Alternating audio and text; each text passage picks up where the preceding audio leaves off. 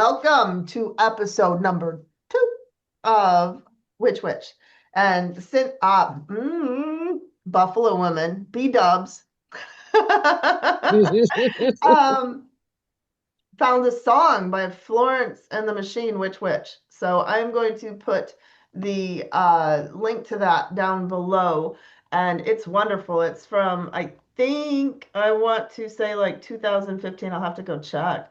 But she wrote this song and wanted to do an entire witchy album. And her producer said, no.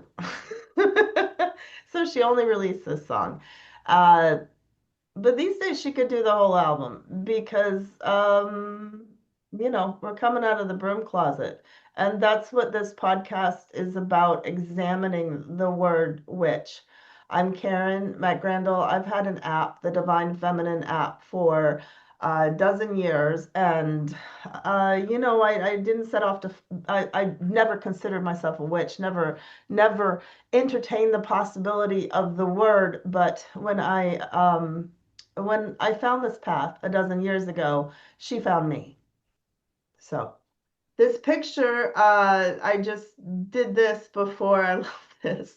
We've got Freya, which on episode number 1, Jenn spoke about this affinity for Freya. Bridget, I spoke about an affinity for Bridget. And B-Dubz, Buffalo Woman, told an amazing story about how Buffalo Woman came to her in a vision. So check it out if you haven't. And today's episode is going to be, so B-Dubz and Jenn are local friends of mine, and I had B-Dubz over to my daughter's birthday party, and she was doing flower crowns. Remember that day? I do, yes. It was so much fun. Oh my gosh, she had a medieval themed birthday party, and I just remember looking out in the yard, and there's B-Dubz eating sorrel. And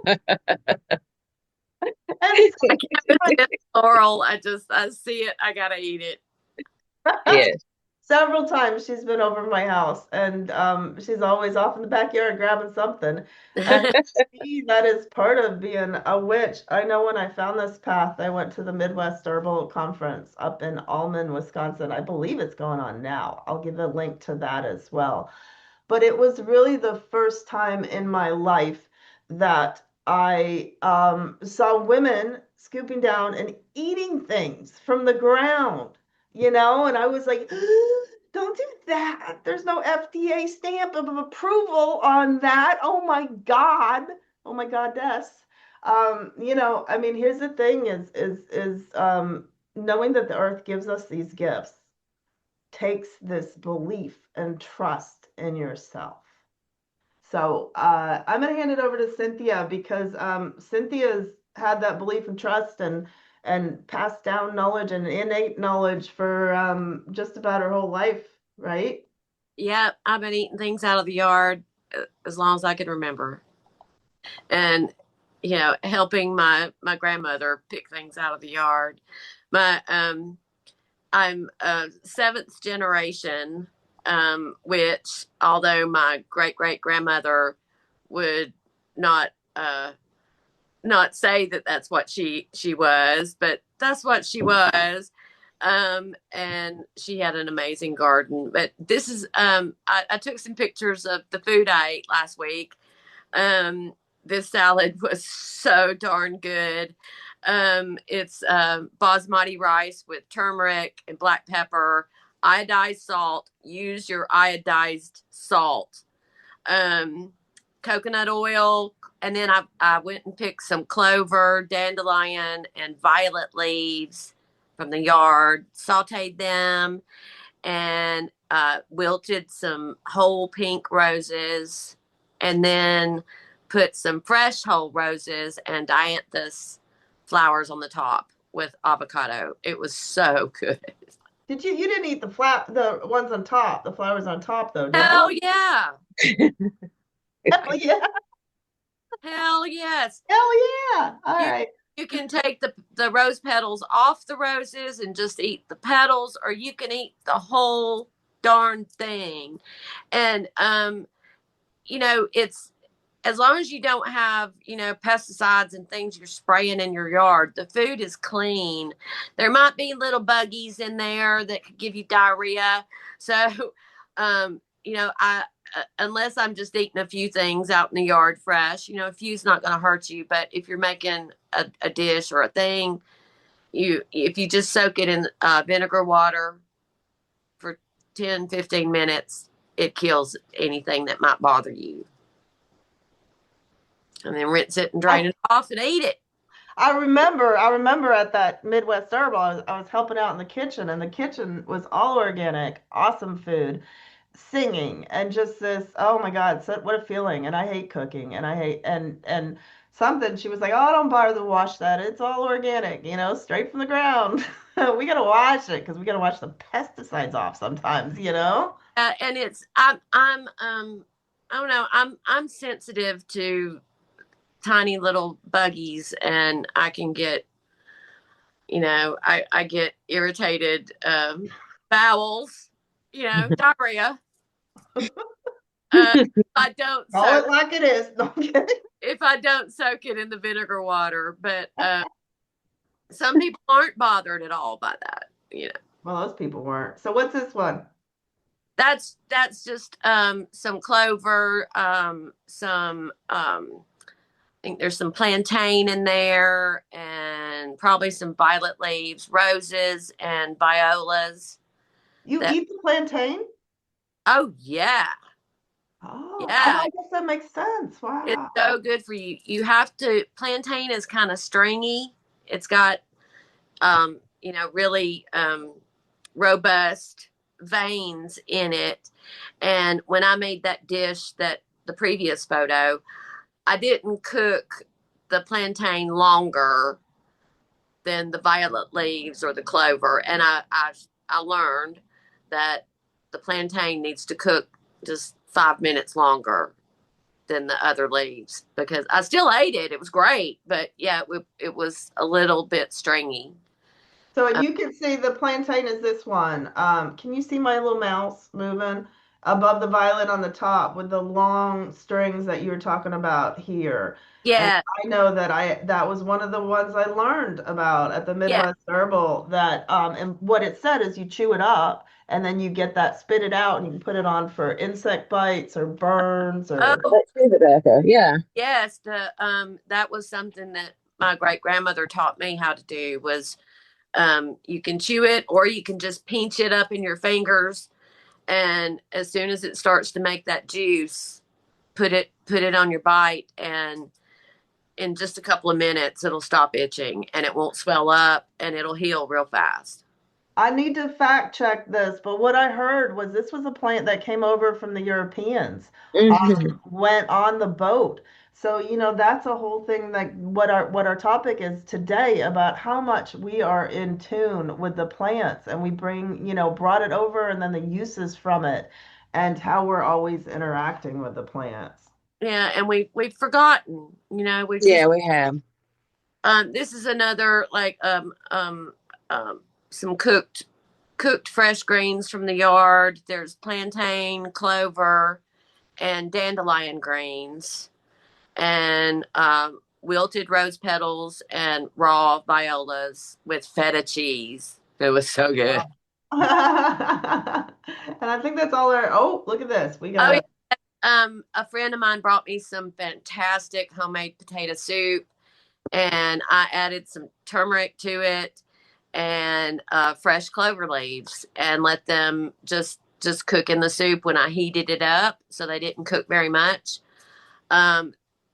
Clover, I prefer the red clover leaves. They have a bit of a sweeter taste to me, but white clover will work just as well and taste just as good. It's got more. It's a little bit like spinach in taste, but it has more vitamins and minerals in it than spinach. And it's passion too, and emotional healing. I read up on the red clover. And Yeah. it's, and the emotional healing was really powerful to me because you wouldn't think the red clover itself would have anything in it, but if you put your heart into it, it says passion and emotional healing, and it put that out there like boom, you know. I love that. So, Yeah, I love you talking about the, the metaphysical yes, for all the, there's yes. medical and Why? medicinal uses for all these. It's just like the white clover was for blessings and protection. Cool. Yeah, so they both have two different unique properties to go with it.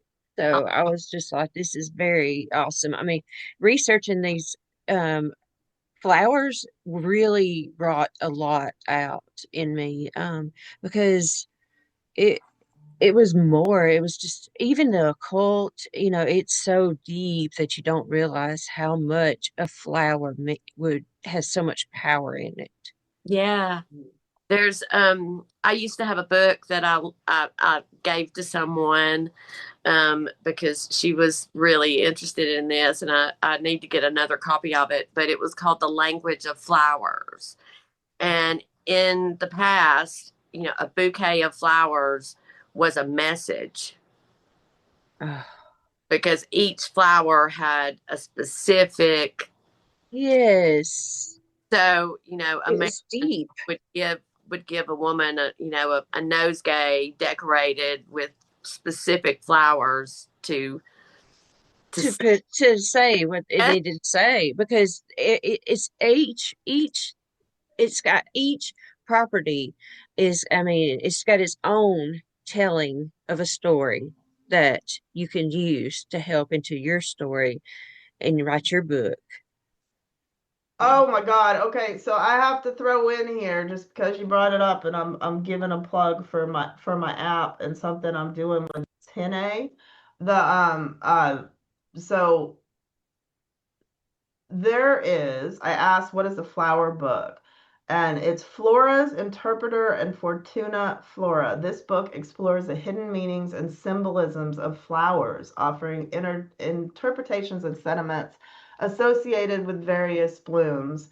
And this is, this is a very old book. Let me see if I can get, Yes, I love books. oh, There's so much history, so much mystery, so much telling of a story of this person. You know, those notes, you see those little notes and writings, and it's just amazing. there. So That's a flower beautiful. I love not for itself, but that its name is linked with names I love. A talisman of hope and memory. And this is super old. This is by Sarah Josepha Hale and 1856. Wow. Yes. And we So forgot this stuff, and Yes. it's yeah, and to it talks have. about all the different white chrysanthemum, a flower from Mount Vernon, the alpine flowers. Yeah, this is some neat stuff there. So I want to back it up because what I started with on here is are you seeing this still? The lawn? Or did I lose it? I think You I lost lost it. it. Hmm. Okay, hold on a second. Hold on a second, I got too much open here.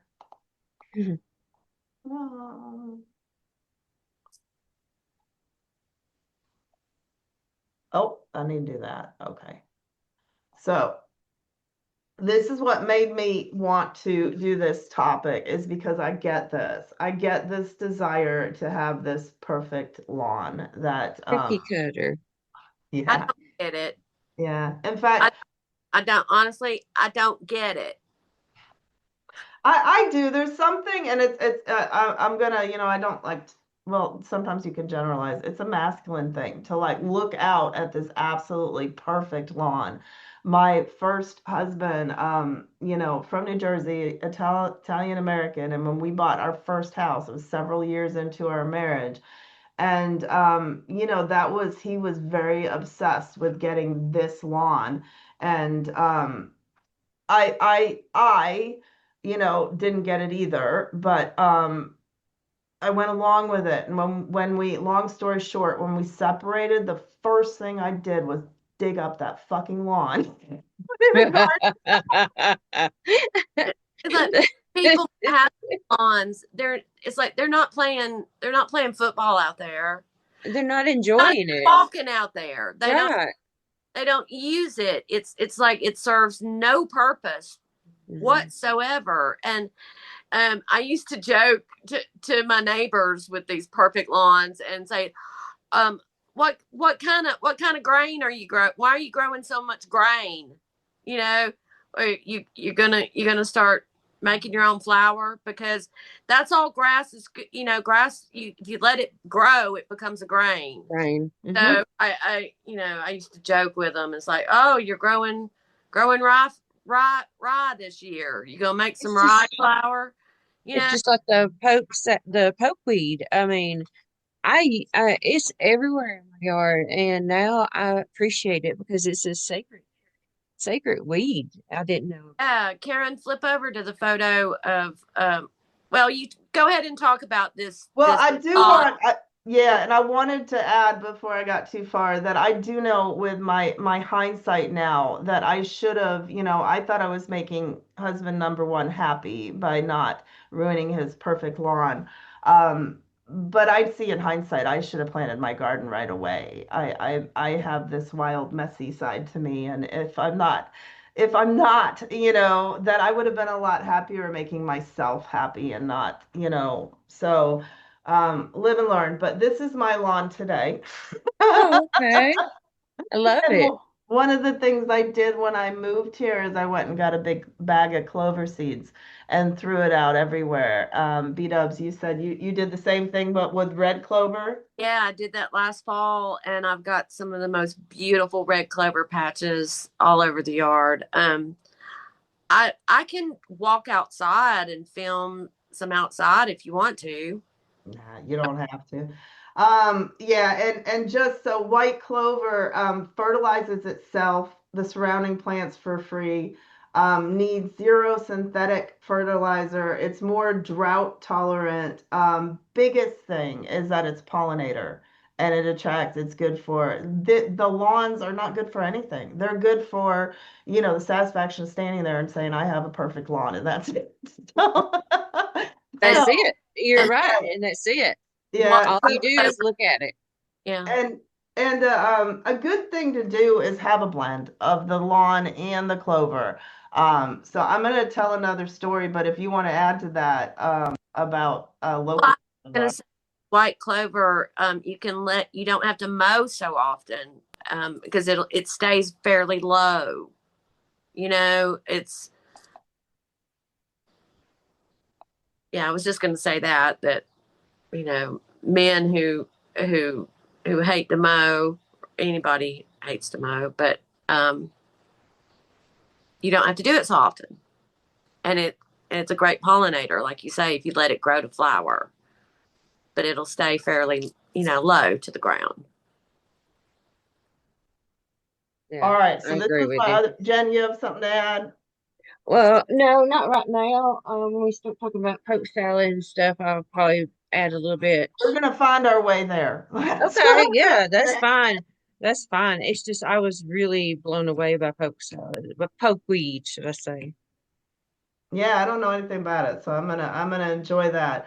I'm wanted to share because this was the other thing that brought me to this topic and made me think of it is that I have a local Facebook friend who she said she did a thing that said my yard hadn't been mowed since around Thanksgiving. I had to do it twice. I even mowed around my clover because I'm extra like that. She's definitely a plant person. Um, so then she comes back with another post, and it said that she got cited for her yard this morning because someone complained. You know, Oh no. I yeah. have got cited too because mine was too large. It was 2 inches too big because I had dandelions everywhere. And I didn't care because Dandelions I are blow, awesome. yeah, I blow them all the time, outside. But that's uncalled for. I mean, there is nothing wrong with leaving that. So so then the next one is she goes off to work and she comes home to this. So it had grown since this last picture. It had grown, but it had overgrown. That's when she got cited for the citation. And then she went to work, and her neighbor took it upon himself to mow her lawn like this. Not that's not even mowing, that's scalping, you It's know? scalping, yeah. So, it made me think that, and I happen to think my lawn's beautiful like that with all this clover. Yes. That, somehow we should get to a world where people are cited for using fertilizer, for using excessive fertilizer Weed and killer. yeah, which we all know about that. So, It's prosperity to have clover in your yard, and that's what it says. Like, it's one of the most symbol. It's got a lot of symbol rich planet, and it's got from the folk, and occult what you're talking about, traditions. the clover? Sorry, Jen, what do you? Yes, the clover. It has a lot of the folk and occult traditions that they use in their magic and whatnot. It's got across Europe, they still use it through folk magic. It's been used in for luck, protection, prosperity, and harmony with nature. And I feel like you need to leave that clover out there. Who wants to cut down your good, you know, prosperity and stuff? I mean, that's a lot of research, and that's a lot of I just don't get it. I just don't get it. It's uncalled for. You can use that. Yeah, you can eat it. Yes, you can. Yeah, it's just really sad. Really. Because the world nowadays, it's hard to get food. So we need to start thinking about what we have out there and treasure it. And it's so much more nutritious. Yes. Yes. Agree. Okay, so you want me to go on to the next picture, Sure. Yeah. or do you want to talk about pokeweed, Jen? Oh yeah. If you Well, we'll get get it, there. yeah, We'll get we'll get to it. there. All right, let me bring up the next picture.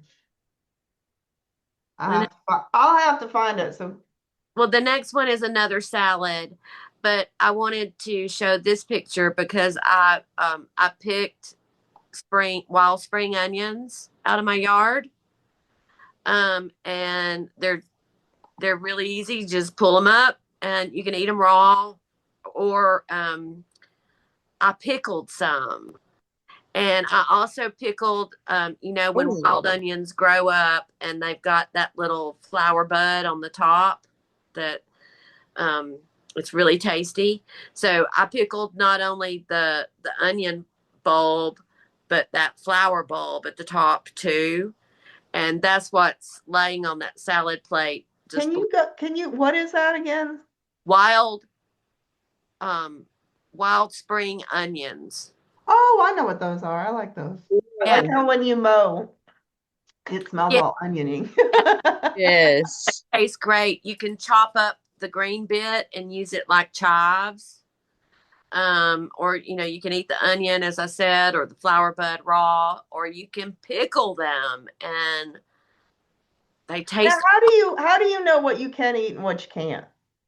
Um, well, you can, if you're unsure of what a plant is, there are free apps Picture this. Oh, that will Picture yes. this in the identify green. plants for you if you take a photo of it. I've got an iPhone and it does it automatically. If I'm not sure about something, and I take a picture and it'll tell me what it is, and then you Google, is this plant edible or medicinal uses for blah. And Now, Jen's got the Forager's Guide to Wild. You may not show on this one. I'm not sure since Cynthia is talking. The Forager's Guide to Wild Foods. Yes, nice. it's Yes. great. It's great. Every witch should have an encyclopedia of magical plants and an encyclopedia of medicinal and edible plants. Cunningham has the best That's the other one I had. Yeah. metaphysical plants. I have not found the quintessential encyclopedia of Here it is. medicinals. Yes, that Yes, yes, right. yes. This is it. This is what I researched a lot on too this Yeah, week. that's a wonderful It resource. is a wonderful book. But yeah, get you an encyclopedia on medicinal and edibles. And like I said, I haven't found the best one yet, but there's a lot out there. And you can just Google it, just Google, is this plant medicinal? How to prepare, and Google will tell you everything. And I thought too, I mean, I'm Uh, not You will, encouraging. you will be so surprised at how many things are edible. This last picture that you showed a second ago with the bottle and the teacup, Wisteria is toxic, except for the blooms. The blooms are edible, and they've been used in Chinese medicine, Asian medicine for hundreds, thousands of years. You can eat the petals fresh.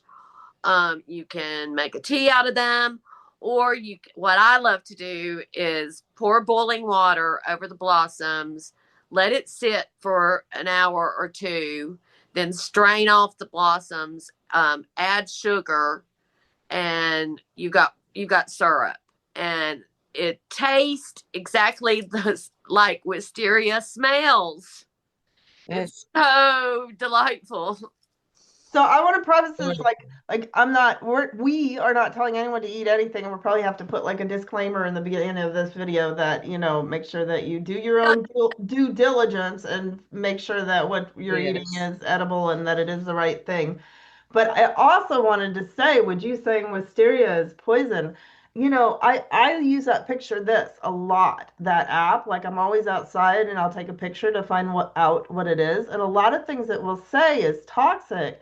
And it started me thinking because a lot of our pharmaceuticals are toxic, and there's so many things out there, especially in nature, that it all depends on the quantity, and it also the toxicity sometimes kills things that you want to kill and get rid of. So it's Yes. killing, Yes, disease or virus or something else. And that's that's yeah, Googling medicinal uses of blah is going to give you more information, because yes, all medicine is toxic. Oh yeah, definitely. I mean, I That's hate taking the medicine I take now because I'd rather take anything natural instead of taking man-made Yeah, crap. but all natural medicine too is toxic. But Yeah, yeah, the poke salad and all toxic that. doesn't At the end of the day, it's getting your body back in balance. I mean, right. I'm this huge, and again, my Bridget imbalance, that's what medicine is ultimately trying to do, is get you back in balance. Yeah. Yes. This picture is plantain. Everybody has seen this. It My great grandmother, she would say, there ain't no place where there's mosquitoes that there ain't also plantain. And I have found that to be true. I've never gotten a mosquito bite and not been able to find some plantain nearby to get the juice and put on my mosquito bite. Do you And they know? parallel the things. That's how I know and can tell the leaves. The lines go parallel downward. Yes, Did long you? veins. And Well, the I think you have another, that's it? broadleaf. That's broadleaf plantain. It has the same properties. The leaves taste a little bit better. It's not quite as stringy. You want to get the young leaves if you're going to eat them. And this one is not so great at making the juice that you want for bug bites. That's the slender leaf is better for bug bites. And the seeds of them, you can they're a great source of fiber. You can grind them up into a powder and use it like metamucil. Um, but that's plantain. And the wonderful thing about naturalizing your lawn and having a naturalized lawn, it's effortless. All you have to do is stop using weed killer Yeah. and Because you, don't mow your lawn so short. Give the yes. natural plants time to blossom and seed and reseed themselves. And if you do that, I would say by the end of the summer you're going to have a naturalized lawn, but it might take a year. It might, by the next year, but it's you don't have to get out there and dig holes and plant things. Just stop killing what comes in naturally from the wind or the birds, and you'll have a naturalized lawn that you can eat. Did you know that the plantain, some just information that I found from researching and stuff that you know how it's been stepped on so many times. We don't, well, some of us step on it and don't realize it's a humble but powerful healer's plant. And they used to carry it in Europe, folklore. Travelers would carry the plantain for the protection on their roads and crossroads. And it's a resilience plant. It's like since it grows almost anywhere and survives being stepped on repeatedly, it's known for quiet strength because it's humble and it's stepped on all the time and it's just quiet strength. It's a protectant for floor washing. Did you know that? Oh, Healing charms, herbal sachets, and roadside offerings. I didn't know that. And uncrossing work. So it was just a little information. I was like, wow, it's got so much I didn't know. Where'd you get that from? I just researched Oh, everywhere in I'm books, I'm curious, like a chat, roadside GP. offering. Yeah, What does that mean? I think this one was from the chat, GPT, or yeah, I think that's what it's called. It just said, And what is a roadside offering? well, you would just like take some fresh leaves and and put it on the, yeah, crossroads. You could leave some fresh leaves. You could tie it in a bundle with a little ribbon and or not or or just go and thank the land spirits, and just offer them a silent offering of something special that they have produced and that you really enjoy and treasure in your heart. Some of us, that we see that we're stepping all over this beauty and we don't realize how much it could help us. and And it making the must have to do with travel and protection because just um I was thinking about the difference between saying yeah, use it as an offering versus use it as a roadside offering means that you're traveling and then do that. it So was European folklore. The travelers would carry it for the protection on the roads and crossroads. So I'm thinking, like you said, B-Dubz. yeah, I just think that, some of us that really appreciate the nature sees how much strength and how much quietness that it gives you and peace, that I feel like that they used to use it just to give them some hope when they go on their road. leaving an offering of it, even though it's a common plant, like stepped on all the time. Yeah. Leaving it as an offering is a message to the land spirits that you you are you see the value of this Yes. Yes. and you see it as valuable enough to give as an offering. Yeah, and I mean, there's the thing is it is about it's made in abundance. I mean, it came over on people's shoes from Europe, Yes. and it survived, and it not only survived, but it thrived. That was another thing at the Midwest Herbal because I went there for my app, and I'm not a gardener. I love plants. I love being outside, and I ran into someone that I was talking to her, and I had told her, yes, I'm here to just check it out. I wish I was a gardener. I wish I was an herbalist. I go out in my backyard or I go outside and I always find solace in the plants, and she goes, "You are."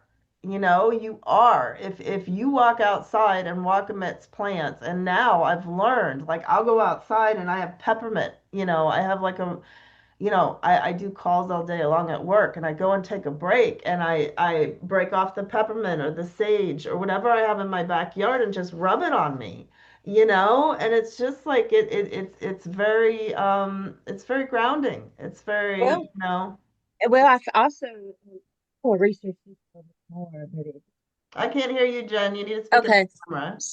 It says that like overseas, I have to research this a little bit more, but it said that it was such a sacred healing herb that it was appeared to be an old charm known as the ninth herb's charm, where it was praised as a defender against poison and infection. And I got to research on that a little bit more, but that's all I got on Well, that. But I was, against poison and infection, that makes sense because yes, Yeah. yeah. All right, so back to your pictures, yes. Cynthia. We've got the next one is Oh, I'm so allergic to honeysuckle. Yeah, honeysuckle and that I love it though. yeah, make sure before you start eating this stuff, make sure you're not allergic to it. If it's something that you've never eaten before, eat a small bit of it and wait 20 minutes. You that's know, what I was gonna say is you can eat these things in very small amounts and see how your body reacts. Yeah, exactly. I do. I always go outside and pull the back of it and suck the honey out so I can maybe get in my system more. And ever since I've been doing that, I honestly have not had the itchy eyes and all that stuff that comes with it. So I'm trying to make my body get used to it slowly and surely. Yeah, But I love honeysuckles. yeah, and honeysuckle syrup is so good, and you can dry it and make a tea out of it. It's got properties that fight colds. So if you gather some now while it's blooming, you'll be glad you did. And gather what? Gather the flowers or what part? Just the flowers, yeah. Just the flowers, yeah. Nice. And speaking of stuff to gather now to use for cold season is get some green pine needles while they're green now and fill up a jar and then fill the jar up with some vodka or yeah, vodka would be good because got more water. Yeah, and leave it in the cabinet for several months, and then you've got this pine needle tincture. Um, you can put a bunch of sugar in it too. A lot of people put like equal parts sugar and vodka, and you've got pine needle syrup that is fantastic against colds and as an expectorant and keeping your lungs clear. I love that. Interesting. That's very interesting. Thank you for that. You're welcome. What we got next? Mimosa. Oh yeah. So it's not native. It was introduced from Asia and it's not blooming yet, but they're so beautiful. So it's no surprise that the flowers have properties in them to help anxiety and depression. This is a mimosa, the fronds right there. That's mimosa fronds. Yeah, looking Oh, up from does the that bottom. have anything to do when you go have mimosas, the drink? What? Isn't there a drink called a mimosa? Yes. There is. Yep, Yes. yep. It doesn't But have in it though. has Maybe nothing to do with this. one time they No. used to. I don't know, but um, they and there's also there's a native mimosa relative that we call sensitive plant around here, and the leaves look just like this but they're smaller, and if you touch them lightly, the fronds will close up, and it has little yellow flowers. So And tell me again, what do we do with this? What is it for? well, pink mimosa, you can take the flowers and use them in a tea or a tincture. It's good to elevate the mood for depression and anxiety. And Well, you yeah, gotta wait till it flowers. You gotta wait Wait, till the flower comes out. wait till it flowers. But the smaller sensitive plants that grow native around here, with the yellow flowers, you can make a tincture out of the roots that is like, it's like a cross between, it's like a really strong coffee. American Indians used to take it when they would go on night hunts, when they would go on these all night, hunts for prey. They would stay awake with this pick me up juice that they would make from sensitive plant roots. And they taught American soldiers how to use it. And it was used in the early days of the American Revolution, probably the Civil War. But it's another thing we've forgotten. We've yeah, and yeah, we're here to remind people of these things that are yeah. fantastic that people have forgotten. Yeah, I've got So that I've that got. Go ahead. um that was kind of what I was thinking about before, is that is, to me at least, and I want to keep bringing it back to this word witch.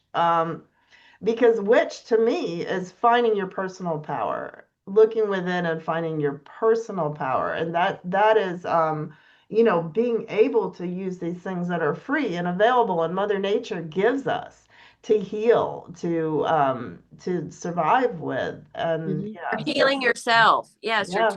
you're taking Yeah, power in yourself to by using what Mother Nature gives you. You're taking you're taking charge. And I did think about that too, because I work for a marketing company and they are really good about, including everybody nowadays. They include all the religions. They include, try to include all the genders and the cultures. And you know what they don't love that. include? Witches. I know. There's I still a lot know. of work to do. I mean, and I kind of Yeah. forget because I hang around a lot of witchy people that, oh, hey, I want to show my shirt and do a plug for this is what with my big boobs. James told me to wear What this, would by the way. He Lilith said, your do? boobs look great. Well, here's mine too. Here's mine. Wife, mom, witch. Mine says, what would Lilith do?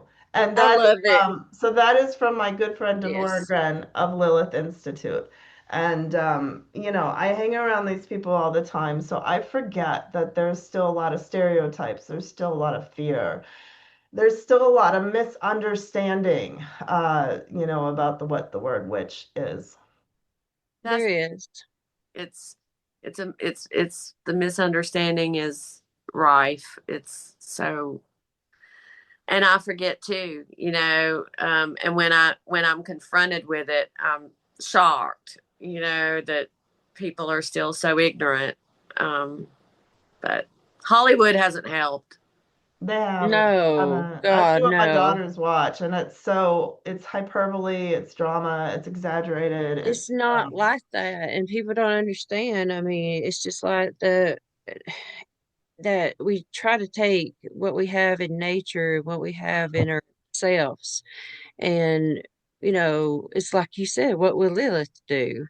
We have got to realize and quit taking advantage of things. And that's what witches are. We want to dig and take care of things and take care of ourselves and take care of our family and stuff. And we're just a normal, well, we're not normal, but we normal's try. boring. Yeah, normal is so boring. But we have our eyes open. Our eyes are open to everything. I am very open and I will always be open no matter what. And I am very blessed to be a witch bitch. I To be really bitch. am. I am. I am. I'm so thankful to be. No, seriously, I I am thankful to be gotcha. a witch. I am. And so how long ago did you find witchcraft?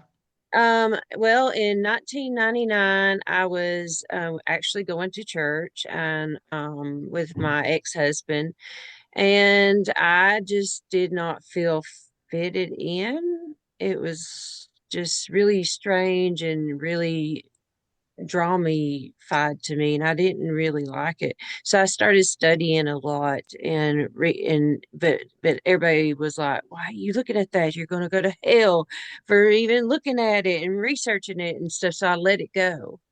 And then back in 2015, yeah, 2015, I started buying books and started reading and started thinking, I don't care anymore.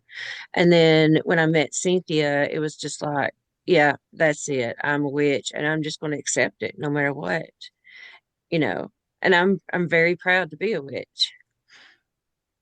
I am. That's And awesome. and to have my friends, the people that I've met that have their eyes wide open, it's amazing. And I mean, I feel at home. And I don't feel at home with a lot of cookie cutter people. And it's not to be mean, it's just I'm different and I like to be different. Yeah.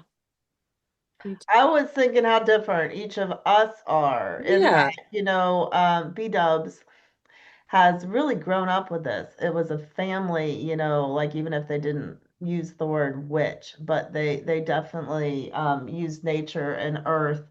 And B-Dubs told me stories about, growing up with this that encyclopedia where you continually like kind of looked at the anatomy of like animals and different, Mm, and Jen, you've got such an amazing background in all these books. Jen has been helping me with the Hinneh library, like adding things to that. And she has some amazing esoteric books from through the ages. These things are hundreds of years old, books of Isis and yeah, you can't find this stuff anymore. And people don't think books are so precious. They have got so much that you can learn. And there's things in there you're like, whatever, that I don't believe in that. But there's stuff that you can actually pull out of it and put into your life. And people don't realize how special that these books are, really. I mean, same these, thing. You've got to decide for yourself. You can yes. read it and then say, yeah, I'm gonna take that. I'm gonna leave that. Yes, Like I don't have, exactly. And Yes. some of it from especially, late But as 1800s is probably not Yes. in today's consciousness, but Yes, you're it right. needs to be rediscovered like this. Yeah. but part of being a witch is that you pay attention to your intuition and you don't take anything at face value, and you realize that it is okay to cherry pick, Yeah. you know, Yeah. from Yes. different religions, different experts that you realize that you've got an innate knowledge in yourself if you just trust it. And that's part of being a witch too, is Yes. being It's confident beautiful. in your own intuition. Yes. So I don't want to, you didn't include this, Cynthia, but I have to include it because this is this is the plant that Girl. my backyard, and that Oh, you're the one who taught me that this is first of all tastes pretty good, this pink oh color. yeah. It's precious too. It And it's good for what is it good for? I know you said it was several. Well, I know it's just a great source of vitamin C. There used to be a natural organic veggie farmers market in Huntsville where I could get dried sorrel, these big bags of dried sorrel for so cheap. It's not there anymore.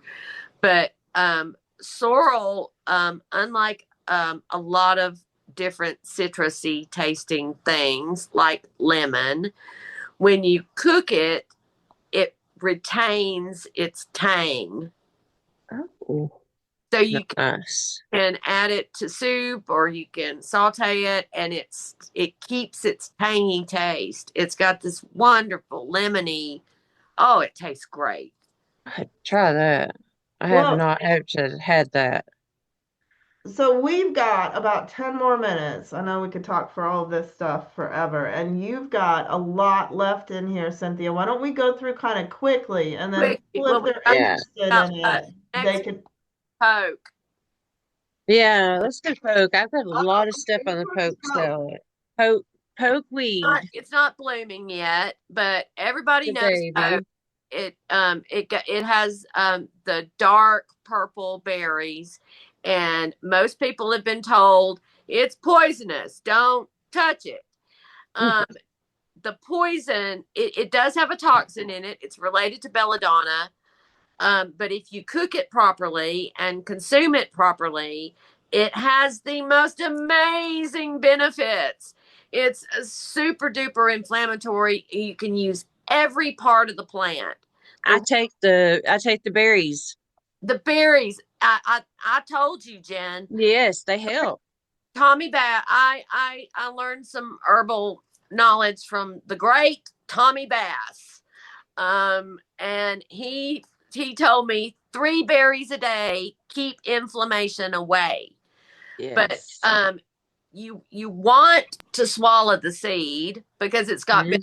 stuff in it, but you don't want to chew it and bite into the seed. That releases too many toxins.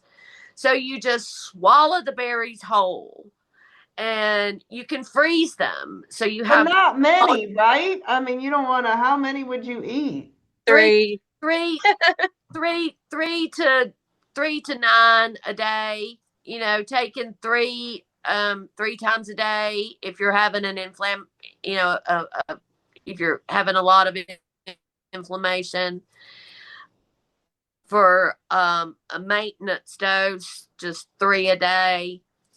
And yeah, pick them, stick them in your Yep. freezer. The natural medicine store in Gadsden where I live, they keep them in the freezer for clients. They do help.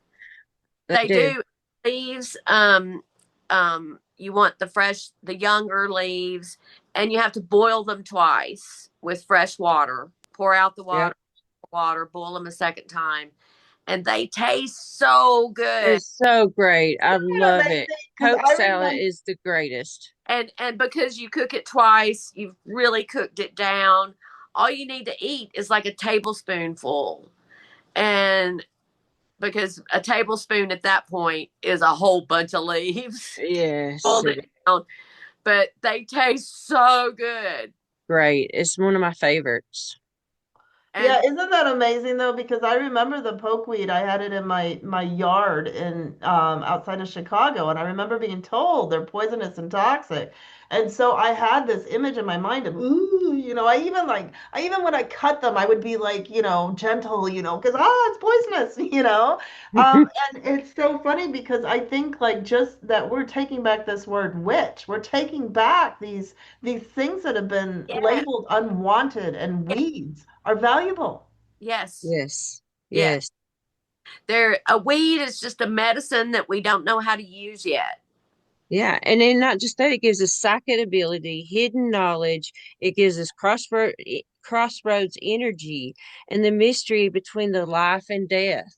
Beautiful. It's really deep. I mean, that's from just the purple berries only. This is not even, the red stems is life force and protection and raw spirituality power. I mean, you got it helps you in writing spells. You can use it for ink.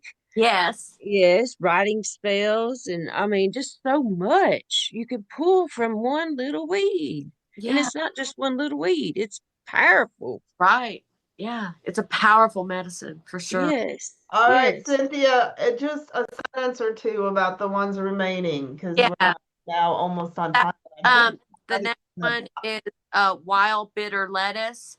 It has a white sap in it that you can make an extraction, and it's like it's similar to opium. It's a natural painkiller. Oh, wow. They look a little like dandelions, but they will grow like 7 feet tall. And what is that called again?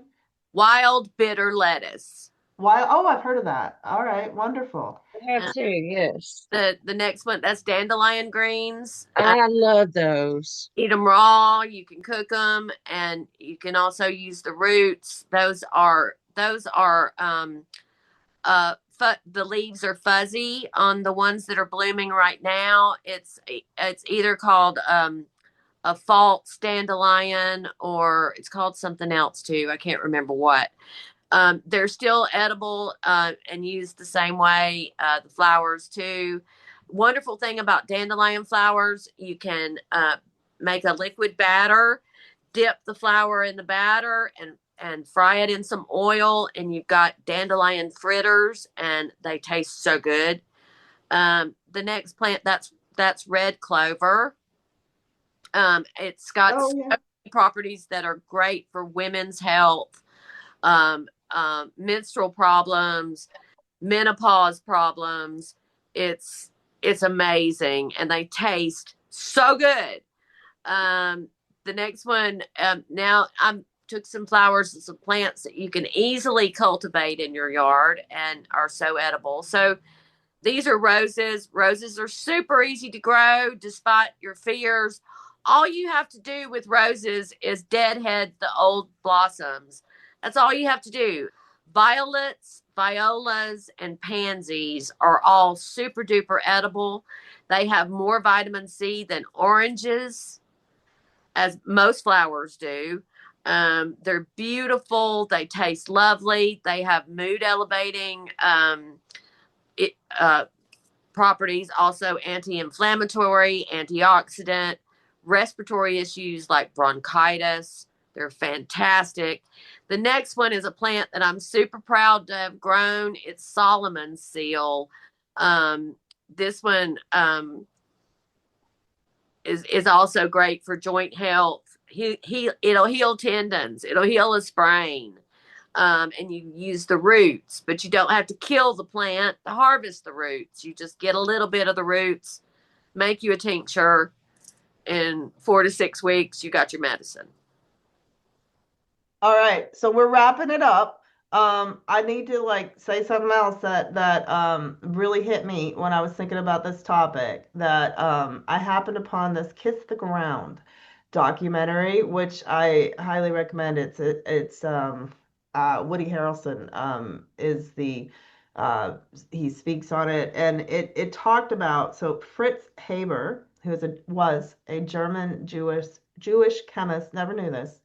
But he was the one who he was able to directly react nitrogen gas and hydrogen gas to create ammonia and poisonous. So, and what this was actually, and it's a very sad story because his wife actually committed, she was a chemist too, and she committed suicide because of the promotion of this. It was okay, so it was he made a thing called Zyklon, and Zyklon was used to in the Holocaust to gas people. And his family, he actually had to, ironically, he had to leave, and his family was gassed using this gas that he had helped develop. Now, this is where the story gets even more interesting, is the same principles behind it, the separation and the ammonia and the hydrogen is what was then used to develop the pesticides that made farming possible on a mass basis. So after the war, they went from in the 1930s, they grew less than 1,500 kilograms of corn per hectare. After they started using those pesticides, they could grow 10,000.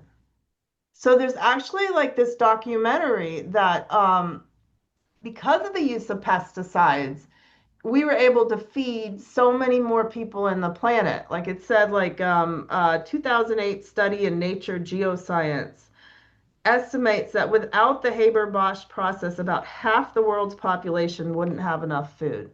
So, it's one of those things like, and that's what I always, there's always good, bad. There's good, bad. And we were able to create more food because of this discovery. But at the same time, we robbed the soil of these really important components that keep the earth healthy. And we need to talk about this stuff. And, I'm not naming any names because I don't want to give them any brilliance, but those people who say, the earth's fine, there's nothing going on. Well, I want you to go sit in a room full of CO2 and see how you feel. Yeah, Yeah, exactly. we need us. I don't know So, what it is to be able to grow enough food and not harm the planet and us. I don't know what it is, but I'm sure there is one. Well, and that's the And thing. we If we work put our time, money, and energy towards that instead of killing other people and bombs and war and all these horrible things, I'm sure we'll Yes. come up with some, I'm sure. there's my political, but I just want to end up saying that, the documentary talked about this and then it gave this NASA, so this is CO2, the yellow right here, and this is ground cover. And this is how important, and these aren't lawns. These aren't perfect lawns. These are plants and trees. And this is Oh, how important, if you look at this, see how much CO2 is here in winter months oh and my.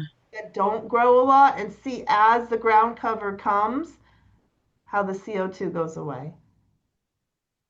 Right. Oh, oh, that's amazing. Thank you for sharing that. I Yeah. thought that was really powerful. It is. It's very powerful. It's Yeah. very interesting too. I did not know. So, and that to me is the bottom line. That is what we have to figure out ways to live with the land, to steward the land, to Yes. protect Mother Nature while still feeding people. It needs to be a priority. Yeah, One. that's why the witches are here. Yeah, that's why we're here. Yeah. Wake people up. Yes. Up. Wake up. Final thoughts. Quit accepting what people tell you is true. Wake up. Wake up. Find your own truth. Yeah.